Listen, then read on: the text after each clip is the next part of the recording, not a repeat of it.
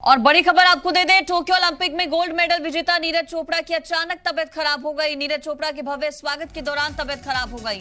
नीरज को कार्यक्रम के बीच में ही डॉक्टर के पास जाना पड़ा। चेकअप के लिए अस्पताल ले जाया गया नीरज चोपड़ा को। आज पानीपत में अपने पैतृक गांव लौट रहे हैं नीरज। अचानक से तबियत उनकी बीच में ही खराब हो गई है। ये बड़ी खबर बता रहे हैं, गोल्डन बॉय की तबियत खराब हो गई है। अपने पैतृक गांव पहुंच रहे हैं आज नीरज। फिलहाल डॉक्टर के पास चेकअप के लिए वो गए हैं।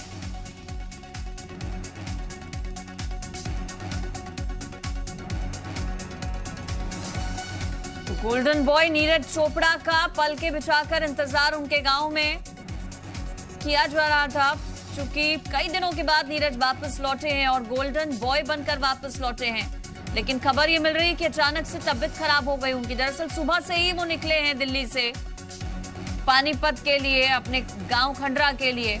अलग अलग कई जगहों पर लोगों से उनकी मुलाकात हुई है पूरे काफिले के साथ, चूंकि वो दिल्ली से निकले। अलग अलग जगहों पर कई बीच में रोककर उनका स्वागत किया गया। कई अलग अलग कार्यक्रमों में उन्होंने हिस्सा लिया। और वजह एक ये भी हो सकती है कि सुबह से चूंकि वो निकले हैं, तो ये भी एक कारण हो सकता है तबियत खराब होने का। लेकिन फिलहाल डॉक्टर के पास नीरज को जाना पड़ा तबियत अचानक बिगड़ने के बाद। चेकअप फिलहाल डॉक्टर्स नीरज चोपड़ा का कर रहे हैं। तो नीरज चोपड़ा को चेकअप के लिए अस्पताल फिलहाल ले जाया गया है, जहां डॉक्टर्स जांच रहे हैं नीरज चोपड़ा की तबियत को। भव्य स्वागत के दौरान तबियत अचानक से खराब हो गई नीरज चोपड़ा की। सुबह से पूरी तरह से स्वस्थ थे नीरज, लेकिन तबियत कहा जा रहा है कि अचानक से बिगड़ गई, जिसके बाद अस्पताल में उन्हें ले जाया गया है। ज्यादा जानकारी ले लेते हैं इस पर। राकेश भयाना जुड़ गए हमारे संवाददाता। राकेश, अचानक कैसे तबियत खराब हो गई नीरज की? बिल्कुल, जिस प्रकार से आज नीरज चोपड़ा का भव्य स्वागत हुआ था और हजारों की सैकड़ों की तादाद में लोग उसको उनसे मिलने के आतुर थे, छूने को आतुर थे। लेकिन जिस प्रकार गर्मी बहुत थी, पसीने बहुत आते थे, उनको बार बार खांसी हो रही थी, तो उनसे खड़ा नहीं हो जा रहा था।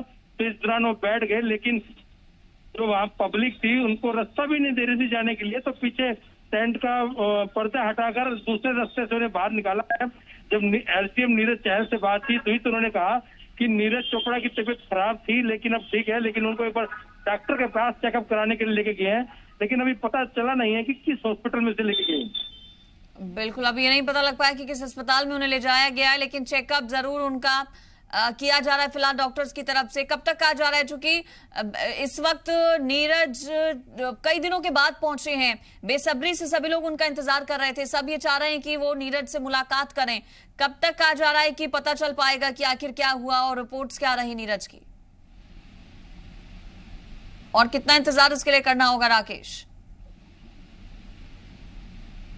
हेलो जी, जिस प्रकार से नीरज जी की तबीयत खराब हुई है, तो यहाँ बड़े बड़े 2-3 हॉस्पिटल हैं, वहाँ लेके जाया जा रहा है। जिस तरह जैसे ही पता चलता है कि नीरज चोपड़ा किस हॉस्पिटल में है, उसके बाद साफ हो पड़ेगा कि नीरज की तबीयत कितनी खराब है और आगे उस टाइम उनकी क्या हालात है, ताकि वो दोबारा से नीरज अपने घर जा सके। और आपको बता दूं कि 5 बजे तक का समय है नीरज चोपड़ा का पानीपत में रुकने के बाद।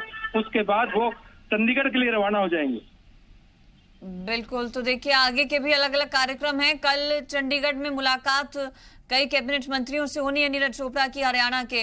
तबियत का पहले से ही खराब थे या फिर आज चूंकि सुबह से निकले हैं नीरज, सुबह सवेरे से दिल्ली से निकले हैं, अलग अलग जगहों पर वो रुके, उनका स्वागत हुआ, गर्मी एक वजह रही, या फिर पहले से तबियत खराब थी नीरज की? राकेश, जिस प्रकार से 3-4 दिन पहले पता चला था नीरज चोपड़ा बुखार थे, उनको 103 डिग्री टेम्परेचर था, लेकिन अब सेहत में सुधार था।